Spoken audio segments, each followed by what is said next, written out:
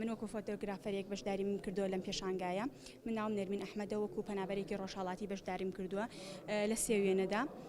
وەکو وێنەکان خۆتان ئەبینن، ئامانجی من لە بەشداریکردنی ئەم پێشانگەیە پیشاندانی نەهامەتی و ناڕەحەتیەکانی ژیانی پەنابەرانی ڕۆژهەڵاتە، بە تایبەتی ئەوانەی کە خاوەن پێداویستی تایبەتن. وەکو ئەبینین ئەمە وێنەکانی منە کە ستۆری وێنەکەی من باز لە خاوەن پێداویستێکی تایبەتی ڕۆژهەڵاتی دەکات کە ماوەی 40 ساڵە بینایی چاوەکانی لەدەستداوە. دوا بەدوای ئەوەی کە بینایی چاوەکانی لەدەستدەدا دەبێتە هۆی ئەوەی کە ژیری مێشکیشی لەدەست بدات، و وەکو خۆتان دەبینین کە ئێستا لەناو ژوورێکدایە کە بارودۆخێکی زۆر خراپی هەیە، لە ژوورێکی سێبەدوودا دەژیت کە ژوورەکە ینی ئەمەنی ئەوەی نییە کە ژیانی ڕۆژانەی تیا بەسەر بێت.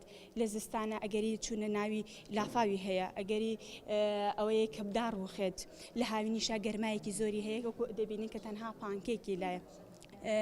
45 فۆتۆگرافەر لەم فیستیڤاڵە بەشدارە. پلانم هەیە کە زۆرێک لەو ڕوودا و چیرۆکانی کە لە کەمپی ڕۆژهەڵاتی باریکە هەیە بیکەم بە فۆتۆستۆریەک و پێشانگایەکی پێ بکەمەوە لە داهاتوودا. وەکو دەبینیت لە هەر لە وێنەکانیشدا دیارە دۆخی ناو کەمپەکان زۆر خراپە و ئاوڕێکی وان نەدراوەتە لەوێن کە بتوانن ژیانیان بەرەو باشتر بڕات. وەکو پەنابەرێک ئێمە داوامەوان لە حکومەت ئەوەیە کە سەردانی ئەو کەسانە بکە کە باری ئابووریان زۆر خراپە. لە ناو کەمپەکە هەمانە ماڵی وامان هەیە کە تەنانەت کیلۆی برنج لە ناو ماڵەکەی دانیە، هەمانەکە نەخۆشی درێژخایەنی هەیە، ناتوانێت سەردانی نەخۆشخانەکان بکە بەهۆی نەبوونی بڕی دیاریکرا و پارەی بۆ نەخۆشخانە.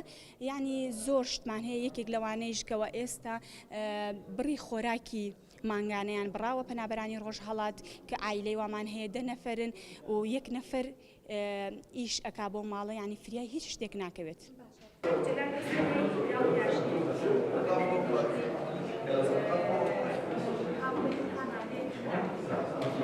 خەڵکی ڕۆژئاوای کوردستانم، لە باریکە دانیشم لە سلێمانی.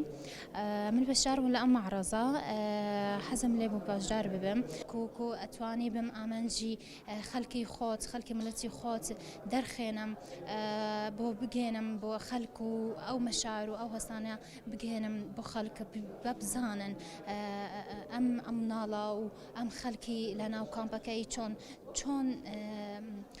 چۆن ئیش دەکەن، چۆن ژیانی خۆت بەردەوام بکەن، چه پێویستیتن لێ هەیە. ینی کۆ شتێکی اختصار کۆ بزانم ملەتم لە ناو وێنەکەی بچووک هەموو ئەو هەستەیوانە لە یەک وێنەی بچووک دەرخەم. بەڕاستی ژیانەکە پێشتر زۆر قرس بوو، بەڵام پێشتر قورس بوو، خۆش نەبوو.